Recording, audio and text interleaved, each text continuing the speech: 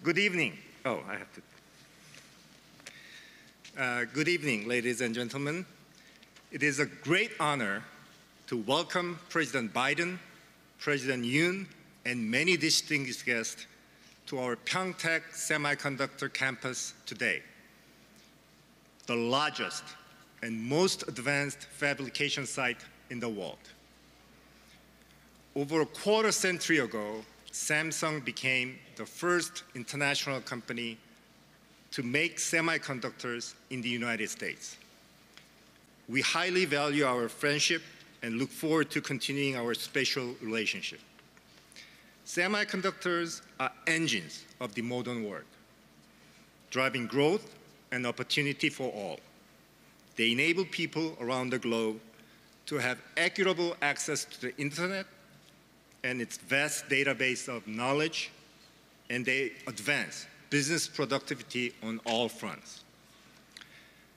This innovation is possible with your devotion. So thank you, Team Samsung. In South Korea, the United States, and around the world. It is now my great honor and pleasure to welcome our presidents. Ladies and gentlemen, please join me welcoming President Yoon and President Biden.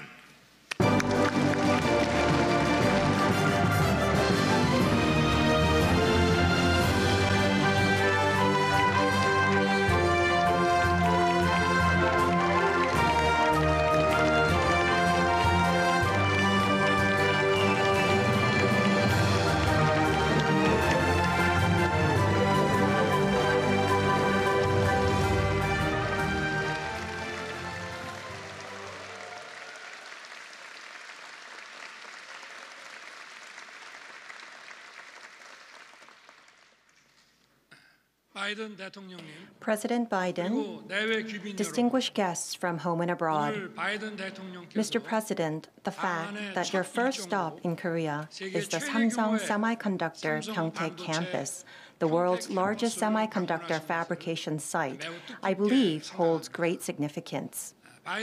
President Biden has emphasized, ever since he took office, the importance of semiconductors as the core of the global supply chain.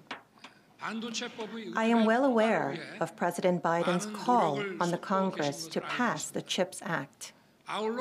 Furthermore, President Biden has hosted the Supply Chain Summit leading international cooperation towards the stabilization of the global supply chain. Today's visit to the Pyeongtaek campus will certainly serve as a great opportunity to re-highlight the meaning of semiconductors for the economy and security, as well as the meaning of US-ROK Global and Comprehensive Strategic Alliance based on semiconductors. Semiconductors are essential for advanced industries such as autonomous vehicles, AI, and robots, playing a pivotal role in the technology competitiveness for the future. The Republic of Korea provides 70% of memory chips used around the world, positioning ourselves at the center of the global semiconductor supply chain. The history of semiconductor cooperation between our two nations is as long as that of the US-ROK alliance. The first semiconductor to be established in Korea was Korea Semiconductor Incorporated, a Korea-US joint venture established in 1974. The technology partnership with Micron of the US facilitated the development of the world's third 64K DRAM. This first step has led to Austin and Taylor becoming the home to Samsung's advanced foundry plant. Semiconductor material and equipment providers from the US, such as Lam Research at DuPont, are also investing in Korea, translating into strong partnerships with Korean semiconductor companies. At the same time, we are witnessing active cooperations between our two nations in this field. The US-ROK Semiconductor Partnership Dialogue launched last year has led to cooperation for not only the semiconductor supply chain, but also joint projects for investment, talent, and technology. I believe that semiconductors are national security assets for our future and plan to execute bold incentives and provide all necessary support. I also look forward to President Biden's support for incentives to be enjoyed by Korean semiconductor companies when investing in the U.S., along with your interest in the investments by U.S. advanced materials, equipment, and chip design companies to Korea. I would like to take this opportunity to extend my deepest gratitude to President Biden for your visit to the Pyeongtaek campus, the heart of the Korean semiconductor industry. I look forward to today's visit translating into US-ROK partnership blossoming into an economic and security alliance based on our partnership for advanced technologies and global supply chain. Thank you.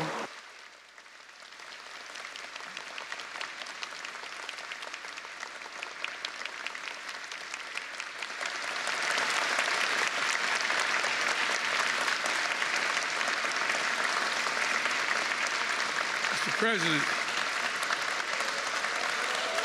thank you. Thank you. You're very generous.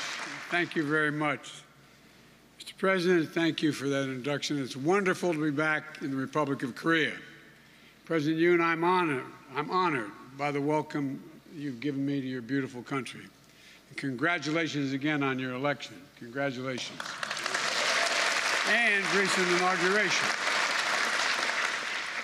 I and my country look forward to a very productive few days together where we can get to know one another better and explore ways to take the alliance between the Republic of Korea and the United States to even greater heights than it already exists. And Vice Chairman Lee, thank you for welcoming us to this Samsung semiconductor facility. This is an auspicious start to my visit, because it's emblematic of the future cooperation and innovation that our nations can and must build together.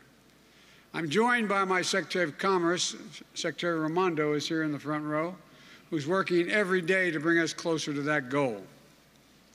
I've just seen how this plant makes the most advanced semiconductor chips in the world. They're a wonder of innovation and design, precision, and manufacturing. Semiconductors power our economies and enable our modern lives, from our automobiles to our smartphones to medical diagnostic equipment.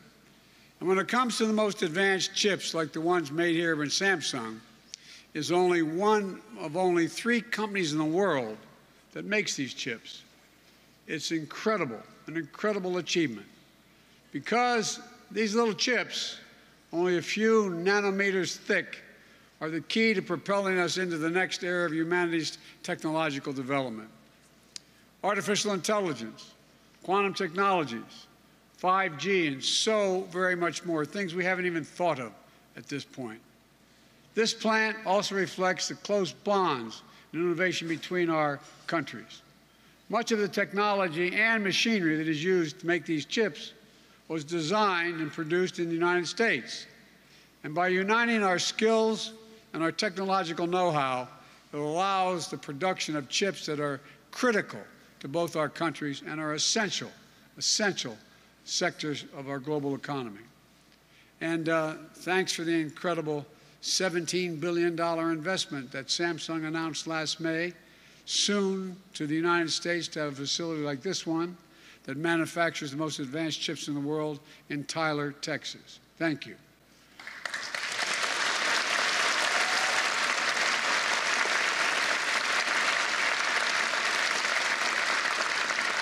This investment will create 3,000 new high-tech jobs in Texas and add to 20,000 jobs Samsung already supports in the United States of America.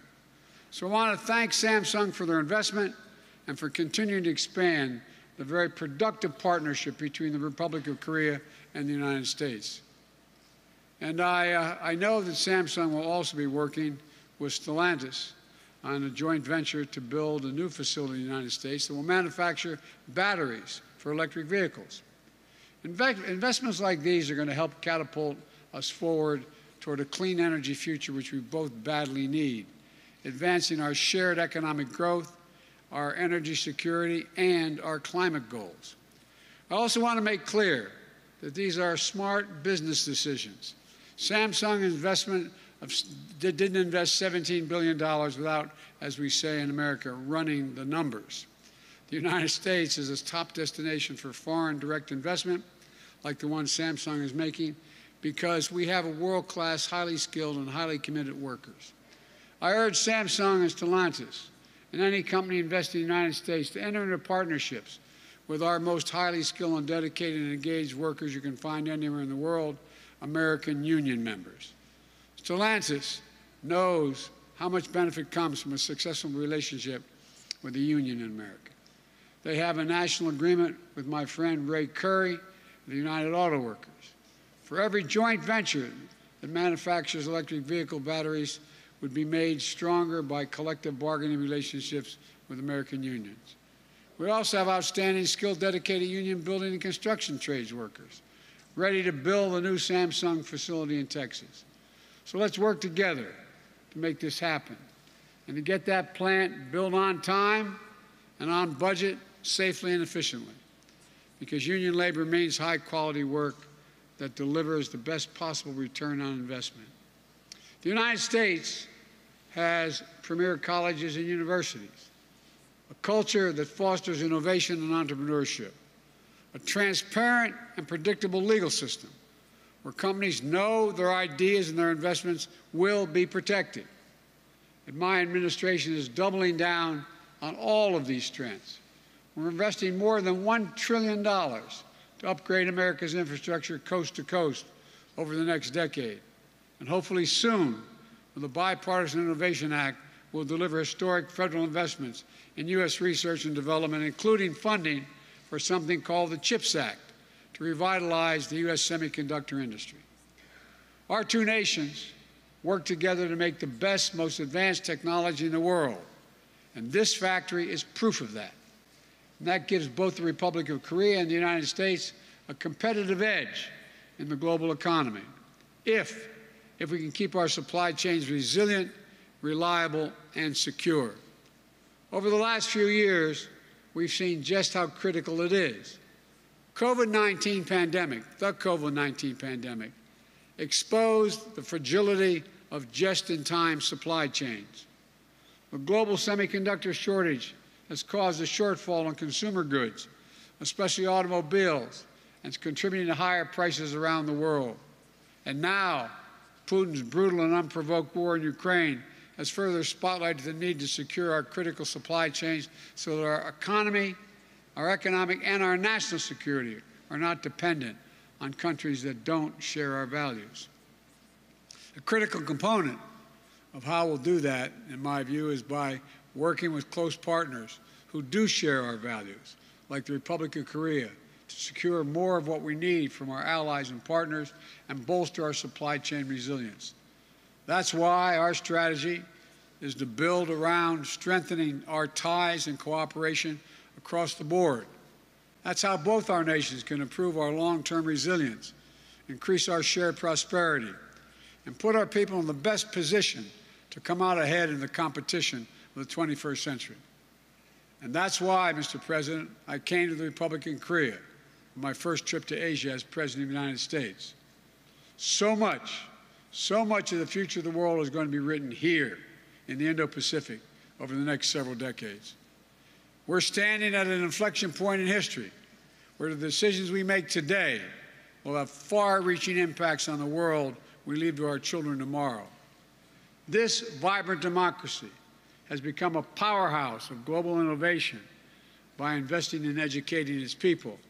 And companies like Samsung, that are driven by responsible development of technology and innovation, will be critical to shaping the future in the direction of our two countries, the direction we both want to go. So this is the moment, in my view, to invest in one another, to deepen our business ties, to bring our people even closer together. This is something President Yoon and I will be talking about on our visit later after this meeting. and in the months ahead. Because the alliance between the Republic of Korea and the United States of America is a linchpin of peace, stability, and prosperity for a region of the world that we seek. So thank you all very much, and President Yoon, thank you for everything you've done so far. Appreciate it. Thank you.